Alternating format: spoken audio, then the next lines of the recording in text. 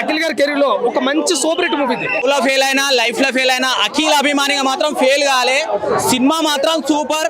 ఇంకొకటి మన నాగార్జున అన్నకు చెప్తున్నా, అన్న నువ్వు అంటే హీరోలానే ఉండాలా, విలన్ లాగా చేయకు, పైసలు లేకపోతే చెప్పు నేను ఇస్తా. ఒకటే మాట, లవ్ లో ఫెయిల్ అయినా లైఫ్ లో ఫెయిల్ అయినా అఖిల్ అభిమానిగా మాత్రం ఫెయిల్ కాలేదు. కాలర్ ఎత్తుకునే సినిమా సూపర్ ఉంది. అయ్యా ఇప్పుడే పోయా అయ్య గారి సినిమా చూసా, మన చిన్నయ్య గారి సినిమా చూసా, ఎనిమిది సినిమా చూసా. అయ్య గారు నెంబర్ వన్ అంటారు పోయి అందరూ. నిజంగానే అయ్య గారు నెంబర్ వన్ అంతే. అయ్య గారు ఇప్పుడు దాకా సెంచరీ కొట్టందే వదలలే ఎక్కడ. ఈ సినిమాతో సెంచరీ కొట్టేశాడు అంతే. సెంచరీల మీద సెంచరీ 100 కోట్లు అన్నారు. ఈ సినిమాకు 100 కోట్లు కాకపోయా 10,000 కోట్లు.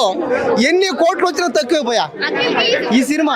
అవునవును, అదే అఖిల్ అన్నకి మాస్ లుక్ సెట్ అవ్వలేదు అన్నారు. అయ్యింది అదే కదా బాధ, అయ్యింది అదే అక్కడ బాధ.